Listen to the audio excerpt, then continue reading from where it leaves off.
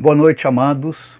Com a graça de Deus, nós estamos novamente aqui, reunidos virtualmente para podermos prestar esse culto ao nosso Deus. E nós estamos com os nossos corações cheios de gratidão, porque nós reconhecemos o cuidado do Senhor sobre as nossas vidas, reconhecemos a sua presença, reconhecemos a sua direção, reconhecemos as suas providências em nosso favor.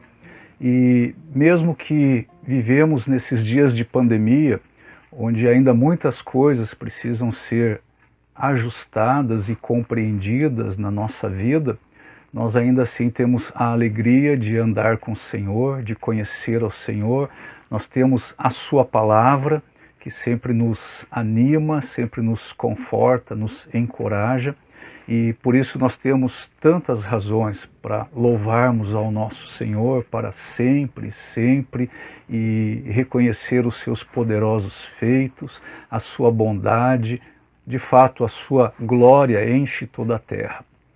Queridos, nós estamos aqui louvando ao Senhor. Já tivemos aí leituras de textos bíblicos, cânticos que entoamos aqui em louvor ao nosso Deus, e todo esse culto é um culto de adoração. E seguindo agora nessa adoração ao nosso Senhor, nós queremos também adorá-lo através do estudo da sua palavra. Nós somos muito gratos pela sua participação, seja você, irmão aqui da Congregação Bíblica Bereia, irmãos de outras igrejas que nos acompanham, amigos. É muito importante para nós a sua participação. Nós nos alegramos em saber que podemos contribuir de alguma forma para o seu encorajamento, para a sua reflexão sobre fatos importantes da vida. E somos muito gratos ao Senhor por essa oportunidade, por essa ferramenta, de podermos levar até o seu lar esse culto, que é, como já falei, um culto de adoração ao Senhor. Então, muito obrigado por sua participação, por estar aqui nos assistindo, nos acompanhando, e a nossa oração é que tudo isso contribua para o benefício da sua vida, da sua experiência, e também de conhecer mais profundamente o nosso Senhor. Muito obrigado por sua presença. Nós estamos olhando aqui nos sermões que eu estou fazendo a exposição. Nós começamos há 2 semanas passadas a olhar para o capítulo 40 de Isaías. Então eu vou dar prosseguimento a essa série de estudos. Nós vamos estudar todo este capítulo. E na última exposição e primeira de Isaías 40, nós olhamos para os versículos 1 e 2 e verificamos ali que o nosso Deus é um Deus que consola, é um Deus que conforta. Ele traz consolo aos nossos corações. E examinando esses 2 versículos, fica bastante claro para nós que o verdadeiro consolo da parte de Deus vem quando Ele traz arrependimento aos nossos corações pelos nossos pecados, quando nós nos arrependemos, quando nós confessamos os nossos pecados, quando nós vamos até o Senhor em quebrantamento de coração e clamamos então a Ele que nos perdoe os pecados. E Ele faz isso através do seu Filho Jesus Cristo, que morreu por nós lá naquela cruz. E quando nós temos então o perdão dos nossos pecados, quando essa situação de pecados na nossa vida é tratada diante de Deus, então nós somos reconciliados, nós temos paz com Deus, e esse consolo então se torna algo profundo, verdadeiro e intenso no nosso coração. E nós vamos continuar então a partir agora do versículo 3. Hoje nós vamos olhar essa passagem que envolve os versículos 3 a 8. E antes que nós comecemos então a ler essa passagem, eu peço que você curve a sua cabeça e feche os seus olhos, e nós vamos orar agora para começarmos a estudar a palavra de Deus. Vamos orar?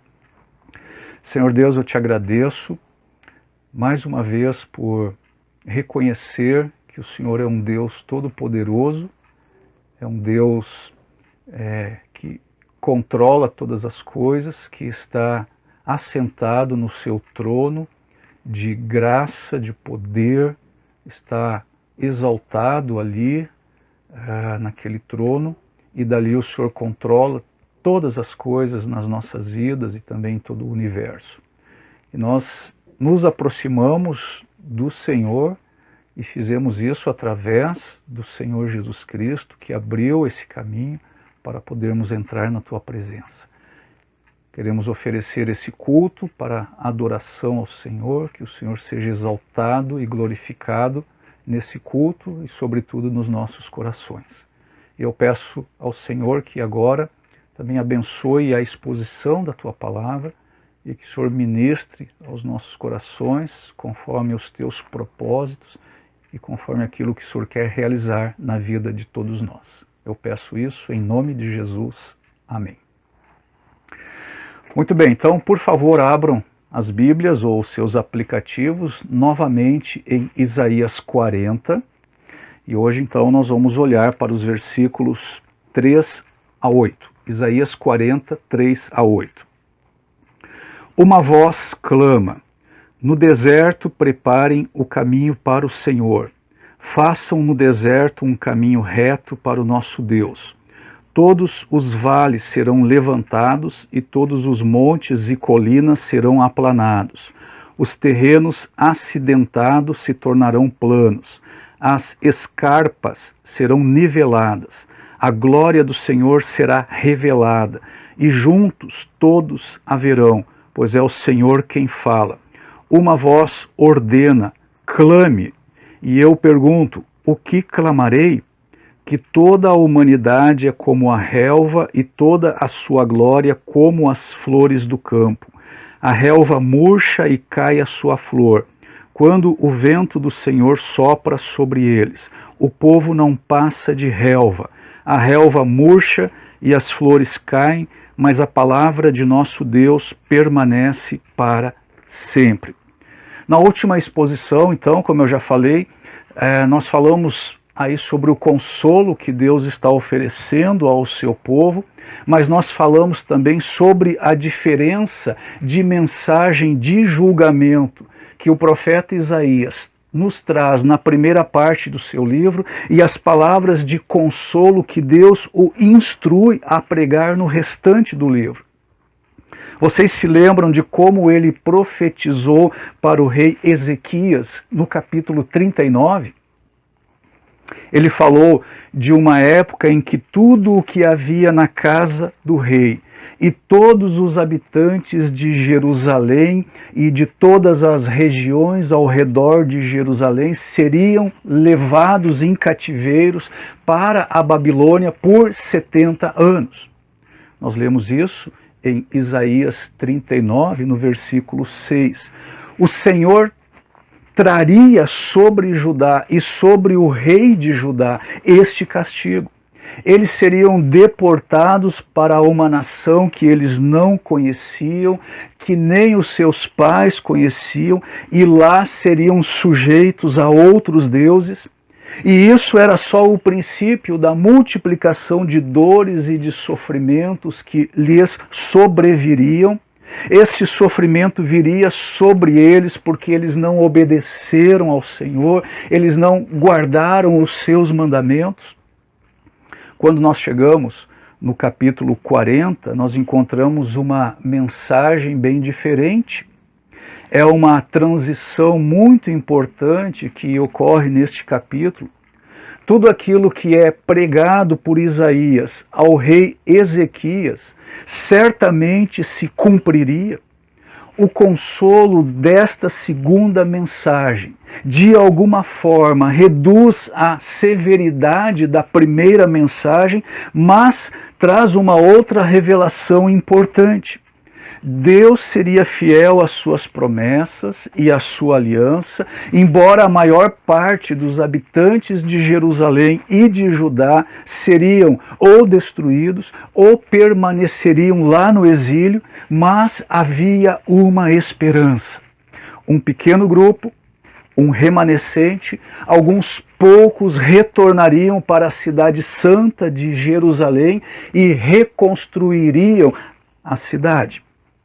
Aquela forma de vida, aquela forma de adoração que havia sido prescrita por Deus, que eles haviam recebido por herança de seus pais, e que um Salvador viria ao mundo, primeiramente para os judeus e depois para as nações, um que traria um fim para a nossa inimizade contra Deus, que removeria de nós a nossa culpa, que seria sacrificado pelos nossos pecados, e a forma como tudo isso se realizaria se torna cada vez mais claro para nós a partir deste capítulo 40 de Isaías.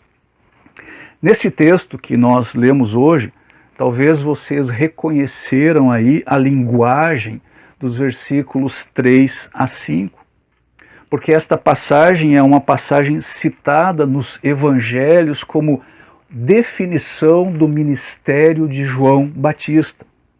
Ele preparou o caminho para a entrada do Messias neste mundo. Vamos olhar juntos aí no Evangelho de Lucas. Então venha comigo para Lucas, capítulo 3. Lucas 3, versículos 2 a 6. Anás e Caifás exerciam o sumo sacerdócio. Foi nesse ano que veio a palavra do Senhor a João, filho de Zacarias, no deserto.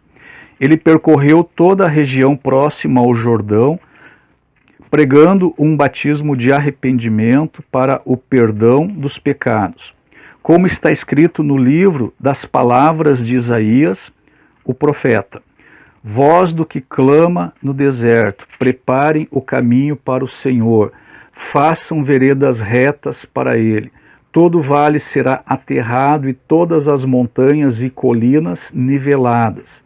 As estradas tortuosas serão endireitadas e os caminhos acidentados aplanados, e toda a humanidade verá a salvação de Deus. João dizia às multidões que saíam para serem batizadas por ele. Bom, até o versículo 6 é a leitura. Quando nós meditamos na mensagem de Isaías 40 e tudo aquilo que passou a ocorrer a partir da primeira vinda de Cristo, isso deve nos levar a três coisas em particular que nós precisamos considerar atentamente. A primeira coisa que notamos são as condições usadas para descrever este mundo caído, este mundo de pecado e a necessidade humana de salvação. E isso é sugerido pela figura do deserto. Volte novamente para Isaías 40, versículo 3. Uma voz clama: no deserto preparem o caminho para o Senhor. Uma voz está clamando: preparai o caminho do Senhor no deserto.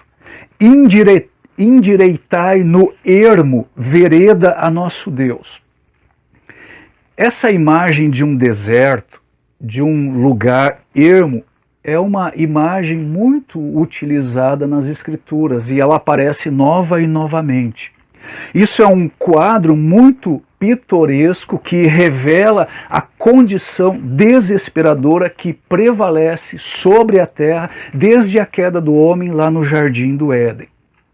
Em nossa cultura, em nossa geografia, talvez esse tipo de linguagem não tenha tanto impacto sobre nós, talvez nós não sintamos a força desta figura da natureza em nossa vida espiritual, porque aquilo que nós conhecemos acerca de um deserto verdadeiro, tem sido visto na televisão, nos filmes, na literatura. Nós não conhecemos ambientes como este.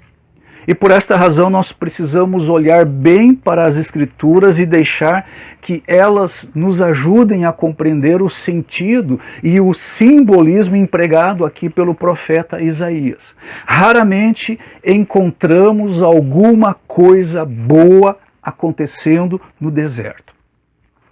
No Velho Testamento, o deserto foi um lugar de peregrinação, meio sem rumo, um lugar de confusão, muitas vezes de desolação, de muitas necessidades. Foi também um lugar de desobediência e de punição com morte.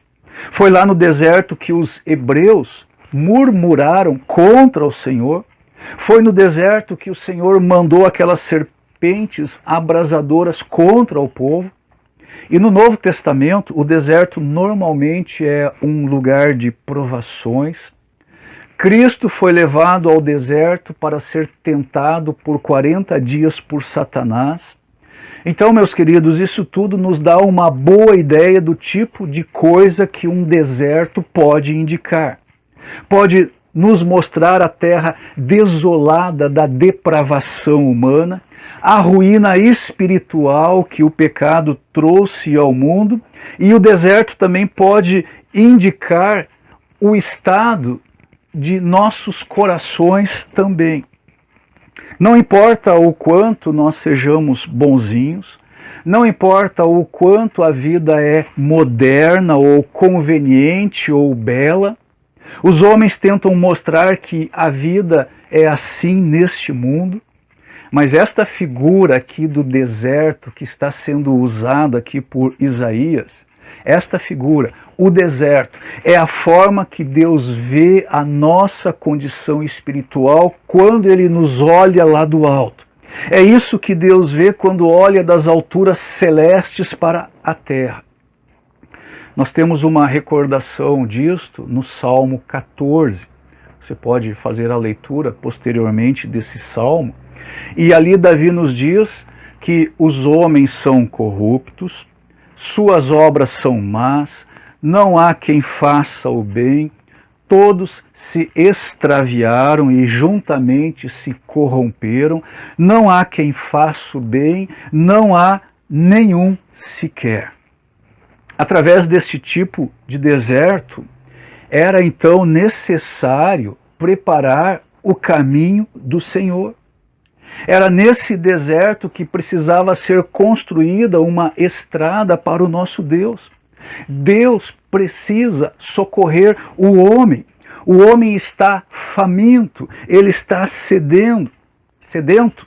A vinda do Senhor removeria todos os obstáculos de nosso caminho para a salvação.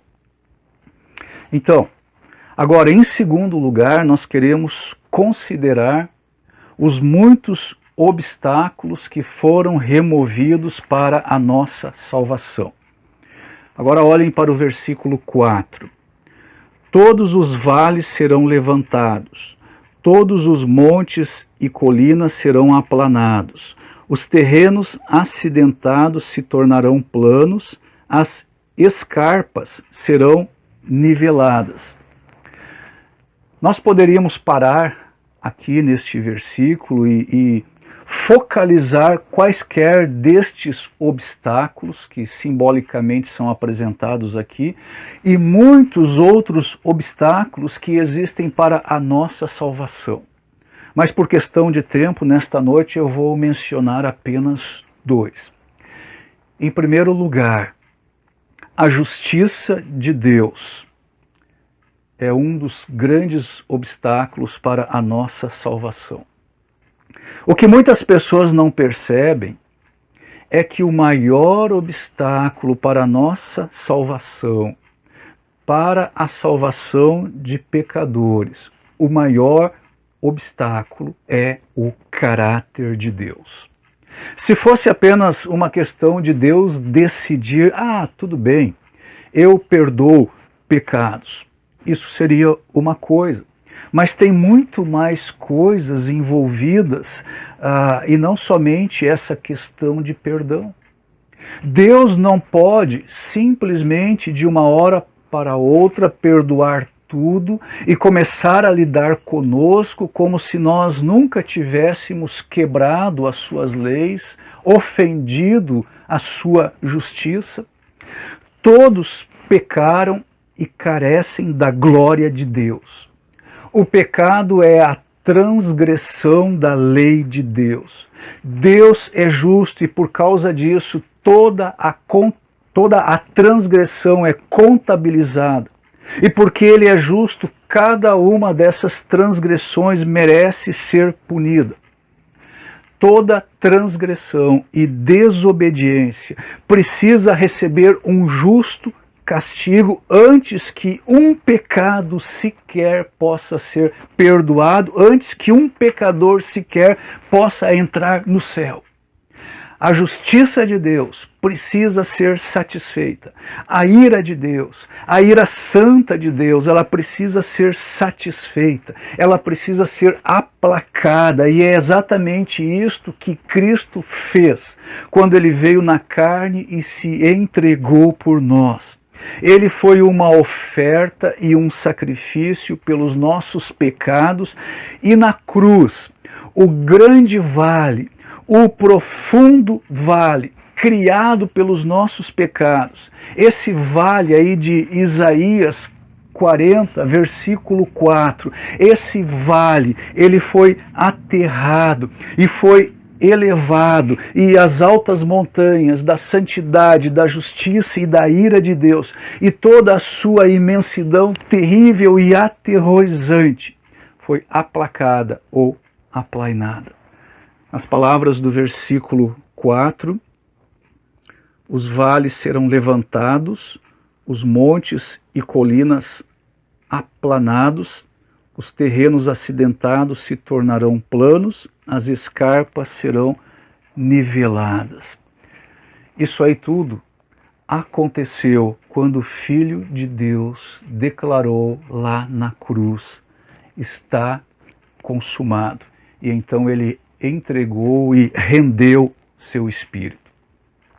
Mas infelizmente, enquanto isso era o maior obstáculo para a nossa salvação, o caráter de Deus, a justiça de Deus, ele não era o único obstáculo. O outro enorme obstáculo que nós enxergamos é a dureza do coração do homem.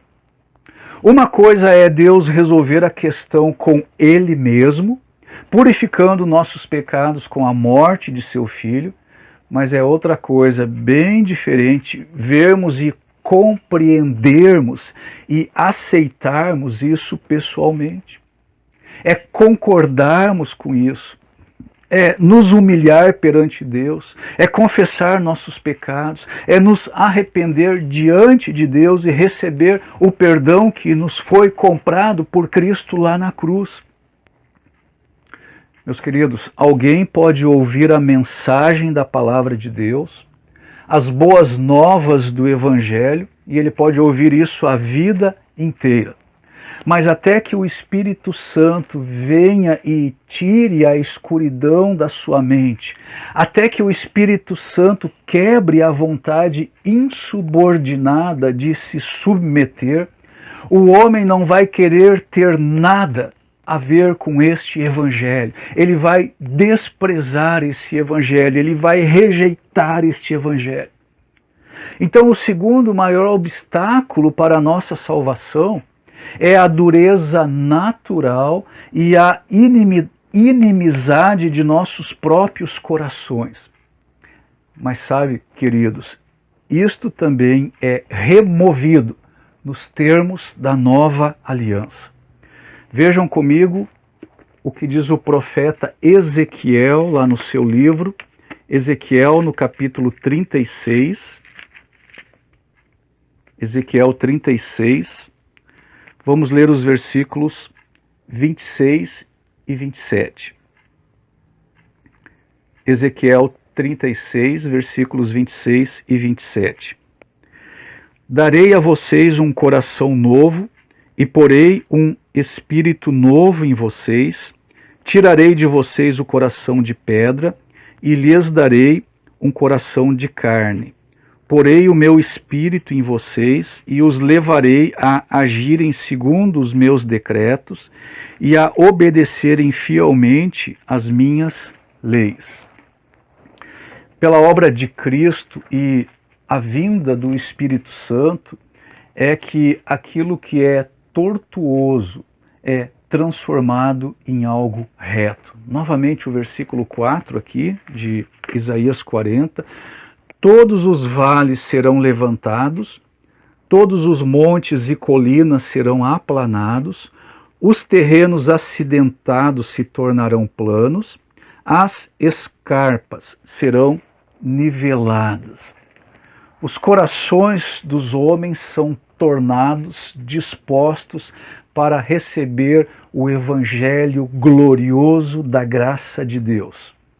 E o que é o resultado de tudo isso? Em terceiro lugar, nós observamos que a glória de Deus é revelada em realizar nossa salvação. Vejam, por exemplo, agora o versículo 5 aqui de Isaías 40. A glória do Senhor será revelada, e juntos todos a verão, pois é o Senhor quem fala. Deus revelou sua glória de muitas maneiras ao longo da história. A glória do Senhor foi revelada quando ele libertou o seu povo do cativeiro lá no Egito. A sua glória foi revelada para as nações em redor, quando ele libertou o seu povo do cativeiro babilônico e quando os trouxe de volta para a sua terra. A glória do Senhor foi revelada aos judeus quando Cristo veio realizando milagres, perdoando pecados e proclamando o caminho da salvação para todos os homens. Nós lemos em João, capítulo 1, venha comigo para o Evangelho de João. João, capítulo 1, no versículo 1, nós lemos o seguinte: no princípio era aquele que é a palavra. Ele estava com Deus e era Deus. Agora, vejam o versículo 14. Aquele que é a palavra tornou-se carne e viveu entre nós. Vimos a sua glória, glória como do unigênito vindo do Pai, cheio de graça e de verdade. A revelação da glória de Deus atinge o seu ponto máximo, o seu clímax, a sua revelação máxima em Cristo. Voltando aqui para Isaías 40, este versículo 5 aqui de Isaías 40 tem em mente uma revelação maior e mais ampla da glória de Deus, porque nós lemos o seguinte: a glória do Senhor será revelada, e juntos todos a verão, pois é o Senhor quem fala. Aqui, então, está uma revelação da glória de Deus, que somente pode ser testemunhada nesta extensão tão ampla como está sendo profetizado aqui, no reino messiânico ou no milênio. Cada pessoa verá a salvação de Deus no futuro reino milenar. Deixa marcado aí, olha comigo, Isaías 52, versículo 10. Isaías 52, 10. O Senhor desnudará seu santo braço à vista de todas as nações, e todos os confins da terra verão a salvação de nosso Deus. Mas para nós, hoje que estamos na era da igreja, existem algumas aplicações importantes deste fato. Primeiramente, percebam aí no versículo 5, que a glória do Senhor será revelada e juntos todos a verão. A igreja, ela deve humildemente receber e fielmente proclamar a mensagem de Deus. Percebam aí o início do versículo 6. Uma voz ordena, clame. Uma voz então diz, clama. E então Isaías é quem responde. E ele diz o seguinte: o que clamarei? Ou o que hei de clamar? O que Isaías está fazendo aqui ao fazer essa pergunta? Ele se humilhou perante Deus, ele se humilhou diante da palavra de Deus, ele não saiu correndo para entregar a sua própria mensagem, ele perguntou ao Senhor: que mensagem eu devo proclamar? E a mesma coisa deve acontecer com aqueles que pregam a palavra de Deus em nossos dias. Nós não estamos procurando uma nova voz. Nós já temos a revelação toda aqui na palavra de Deus, a palavra escrita. E essa voz escrita diz: clama. E a resposta da igreja deve ser: que hei de clamar. E a resposta para nós não é diferente daquela que foi para Isaías. É o Evangelho de Deus. É o Evangelho fielmente proclamado que revela a glória de Deus, mas novamente nós precisamos perguntar: de que forma? Isso nos traz para a nossa próxima consideração. Em segundo lugar, a glória do Senhor é revelada quando, através da proclamação do Evangelho, os homens começam a ver, ou seja, a entender, a compreender o quanto eles são frágeis, miseráveis e perdidos, o quanto eles são insignificantes. E é isso que nos vem à mente pela própria linguagem que está sendo usada aqui. Vejam aí a metade final do versículo 6 até o versículo 8. Que toda a humanidade é como a relva, e toda a sua glória como as flores do campo. A relva murcha e cai a sua flor, quando o vento do Senhor sopra sobre eles. O povo não passa de relva, a relva murcha e as flores caem, mas a palavra de nosso Deus permanece para sempre. Então Isaías está dizendo aí: toda a carne é erva, seca-se a erva. Na verdade, o povo é erva. E a primeira coisa que nos vem à mente com esta figura aqui da erva que seca e a flor que cai é o quanto é breve a vida neste mundo. O apóstolo Tiago, ele diz que é como um vapor que está presente por um breve tempo e logo se dissipa. O Evangelho de Deus nos força a reconhecer a proximidade de nossa morte, nos lembra com urgência que a vida, como nós a conhecemos, logo vai acabar e toda a eternidade estará diante de nós para Deus lidar conosco, ou em misericórdia, ou em ira, conforme a condição em que nós nos encontrarmos com Ele. Deus certamente deseja que todos nós que nos encontramos aqui nesta noite, assistindo a esse culto, compreendamos que nós não temos poder algum sobre o dia da morte, nem de que forma ou em que dia ela virá. Isso tudo está nas mãos de Deus. Enquanto eu estou falando a esse respeito, eu me recordo da ilustração de Jonathan Edwards no seu sermão Pecadores nas mãos de um Deus irado.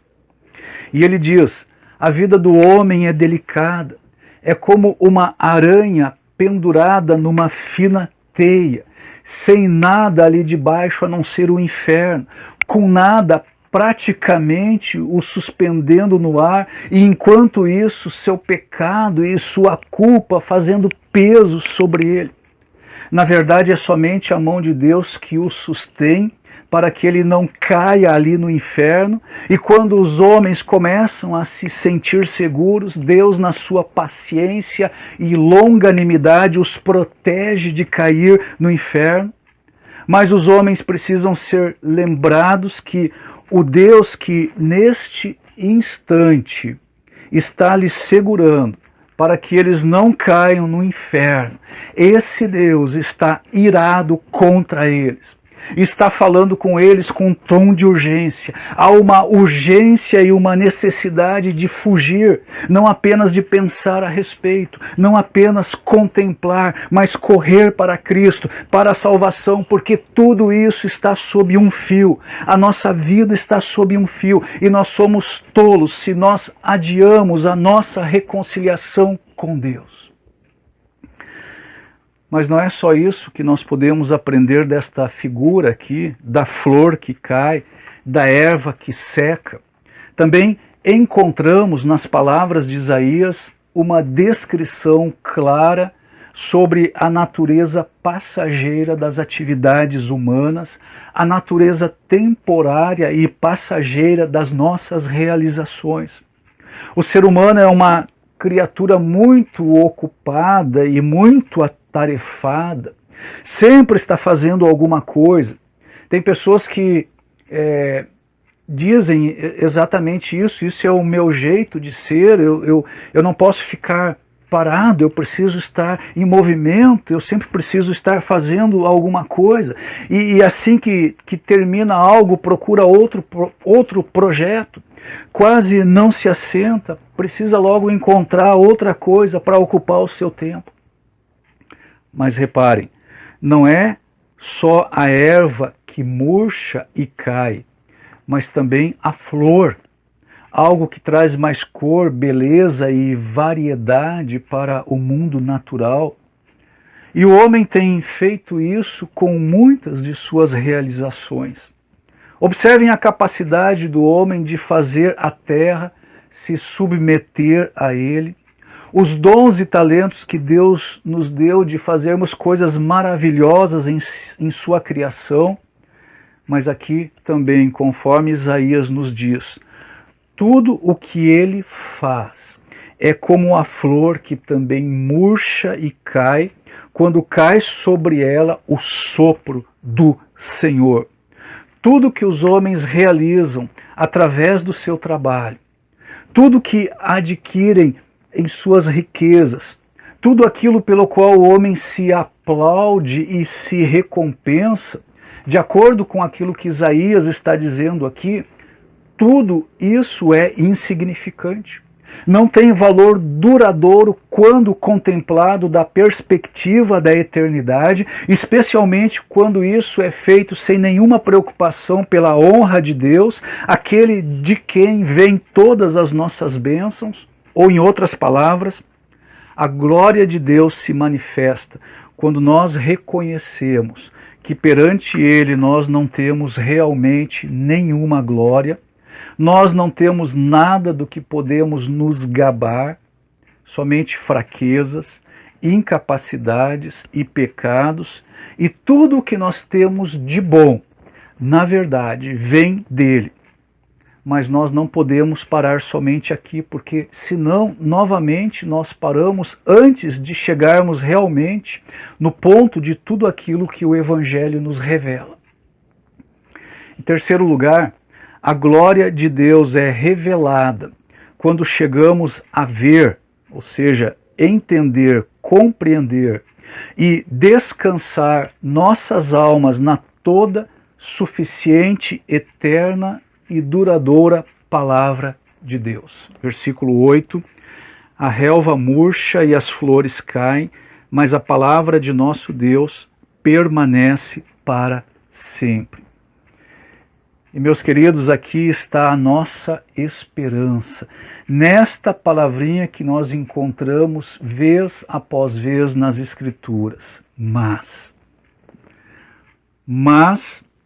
a palavra de nosso Deus, mas. E aqui nós encontramos um contraste entre o que já foi dito e o que está prestes a ser afirmado.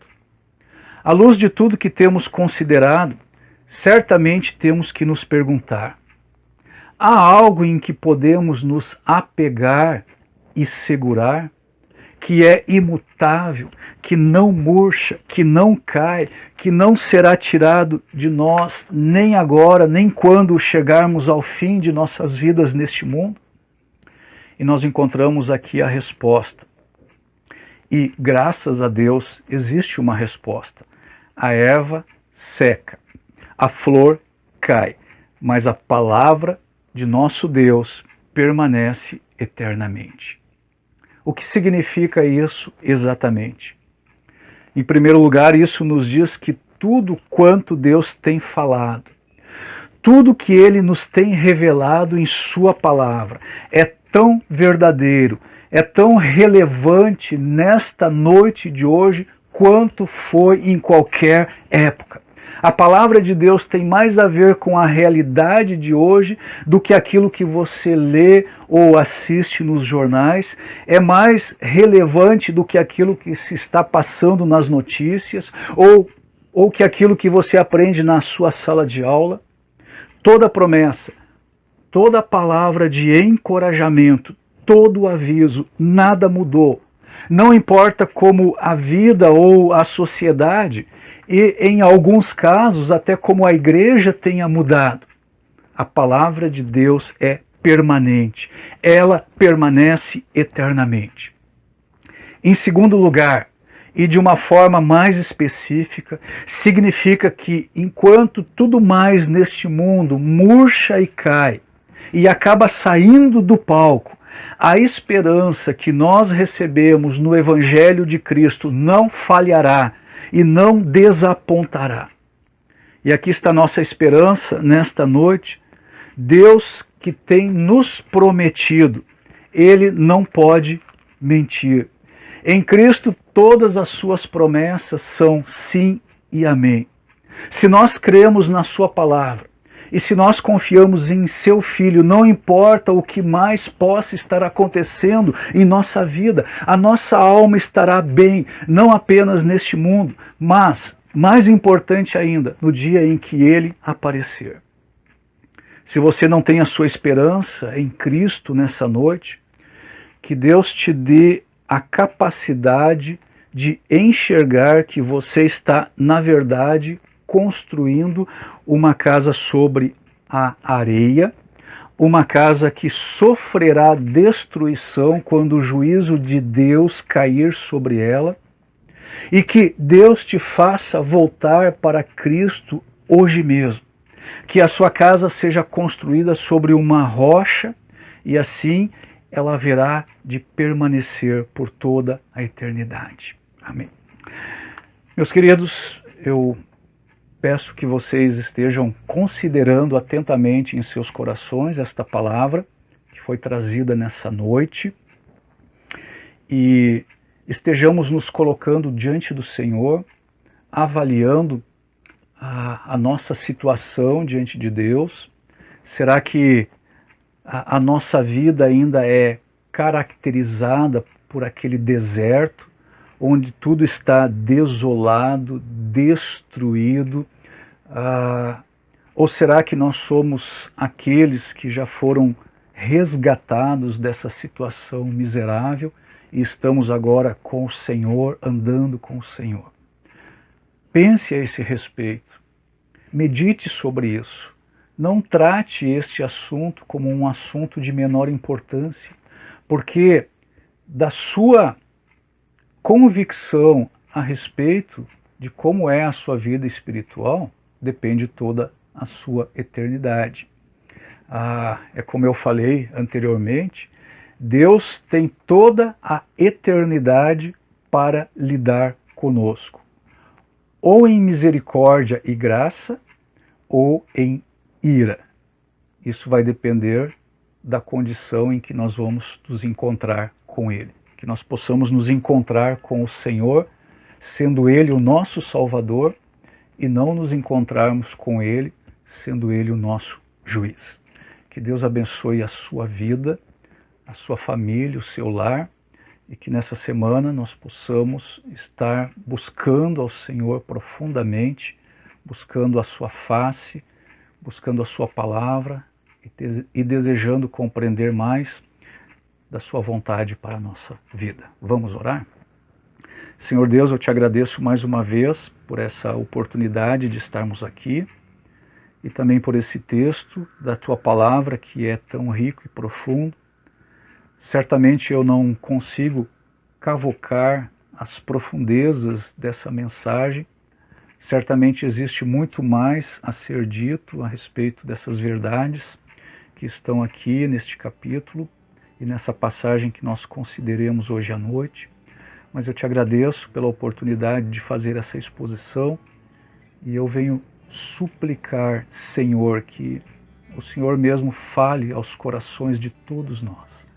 Que a Tua palavra seja como aquele fogo que vai entrando nas nossas vidas, no nosso coração, na nossa alma e vai nos purificando e vai nos dando compreensão da Tua verdade, dos Teus planos e daquilo que o Senhor é. Obrigado, Senhor, por essa oportunidade e eu quero rogar por mim e por todos que estão participando desse culto a Tua bênção, que o Senhor mostre o Seu favor e o Seu cuidado e a Sua fidelidade na vida de todos nós. Que tenhamos uma semana de bênção na Tua presença, de andar mais perto do Senhor, de podermos descobrir mais a respeito do Senhor e que também possamos desfrutar no nosso coração de alegria, de paz e de conforto que vem do Senhor. Muito obrigado, nós oramos, nós pedimos todas essas coisas em nome e nos méritos do nosso Senhor Jesus Cristo. Amém.